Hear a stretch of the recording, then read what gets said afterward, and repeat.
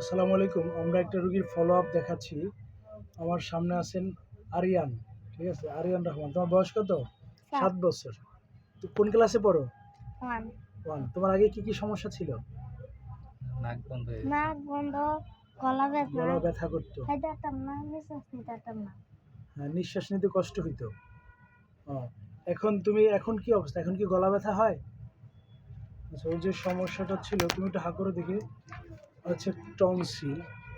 এই যে এই টনসিল আগে পুরোটা ব্লক ছিল, এখন একটু এদিকে একটু না, একটু এরকম করো। হ্যাঁ হ্যাঁ, জিহ্বা বাইর করো। এই যে এখনো টনসিলটা ক্লিয়ার আছে। আর জিহ্বা বাইর করো, জিহ্বা বাইর করো। হ্যাঁ, টনসিলটা এখন নাই বললেই চলে, অনেক ছোট হয়ে গেছে। আর এর নাকে পুলি পাচ্ছিল। এর হচ্ছে শ্বাস নিতে পারতো না, এবং আপনি দৈনিক করে ড্রপ ব্যবহার করতেন নাকি? নাকে ড্রপ না দিলে ঘুমাইতে পারতো না। এটা কতদিন যাবত? 2 বছর যাবত ড্রপ ইউজ করতেছে। এখন কি তোমার ড্রপ নাকে দেওয়া লাগে? দেওয়া লাগে না। এখন আর হা কইরা ঘুমান লাগে? আগে তো তুমি এরকম হা কইরা ঘুমাইতা, মুখ হা কইরা, তাই না?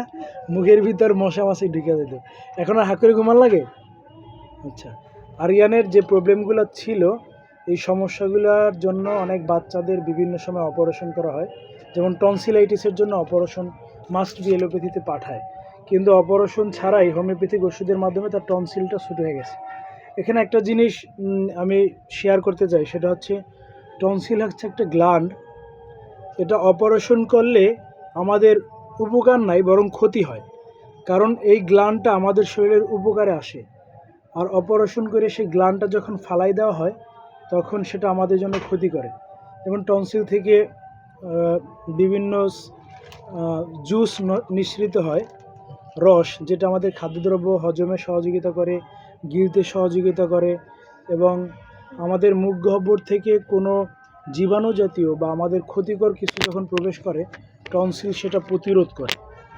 কিন্তু সেই টনসিলকে যদি আমরা কেটে ফেলি, তখন আমাদের স্বাস্থ্যের জন্য একটা বড় ধরনের ঝুঁকির সৃষ্টি হয়।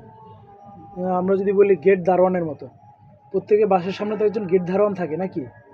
গেট দারোয়ান কী করে? চোর ডাকাত পুলিশ প্রতিরোধ করে না? তোমার যে 2 সাইডে 2 টনসিল, এটা কিন্তু তোমার এখানে গেট দারোয়ান। এটা কী করে? তুমি যদি এমন কিছু খাও যে খাবারের ভিতরে জীবাণু আছে বা পয়জন আছে, সেটা কিন্তু টনসিল কি প্রতিরোধ করে। বুঝতে পারছো? শত্রুর বিরুদ্ধে কাজ করে। প্রতিরোধ বলতে তোমার ওই নষ্ট খাবারটা খাইতে দেয় না বা নষ্ট করে ফেলায়। টনসিলের যে শত্রু, তোমার যে ক্ষতি করবে, ক্ষতি করতে দেয় না। বুঝতে পারছো? এই জন্য টনসিল থাকা ভালো। আর আগে ওর ঘন ঘন ঠান্ডা লাগতো। আপনি আমার কাছ থেকে ওষুধ নিচ্ছেন হচ্ছে 1.5 মাস, তাই না? 1.5 মাসের ভিতরে ঠান্ডা কয়বার লাগছিল? লাগে না। আচ্ছা, যাই হোক, আগে এর ঘন ঘন 5 দিন 7 দিন পর পর কারণে অকারণে ঠান্ডা লাগতো, এখন আর ঠান্ডা লাগতেছে না। আর হচ্ছে সব দিক থেকে ভালো আছে। আগে একটা চরম অস্থিরতা ছিল, সেটাই কমছে?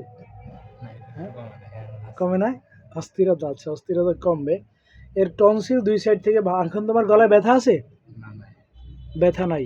খাইতে গেলে কোনো ব্যথা পাও? তাও পাও না। আর এখন আর শ্বাসকষ্ট হয় না, হাঁকুইরাও ঘুমানো লাগে না, তাই তো? নাকে এখন আর তো বাজে না। আগে যেমন ড্রপ দেওয়া লাগতো, এখন তো ড্রপ ব্যবহার করো না, করো? আগে একদিন ড্রপ ছাড়াও ঘুমাইতে পারতো না? একদিন মাঝে মধ্যে আর কি, প্রতিদিন না, ধরেন ঘুমানোর সময় নিয়ে রাখতাম, মাঝে মধ্যে বলতো ঠান্ডা বেশি থাকবে, ড্রপ দেওয়াই লাগতো। শীতের দিন হলে বেশি হইতো আর কি। আচ্ছা, এই জিনিসের ড্রপের ব্যাপারটা আমি আপনাদের শেয়ার করি, যে ড্রপটা কিন্তু 1 টাইম ছিল। কারণ এটা দিলে একটু আরাম পাইতো বা ঘুমটা হইতো, কিন্তু নিয়মিত দেওয়া লাগতো।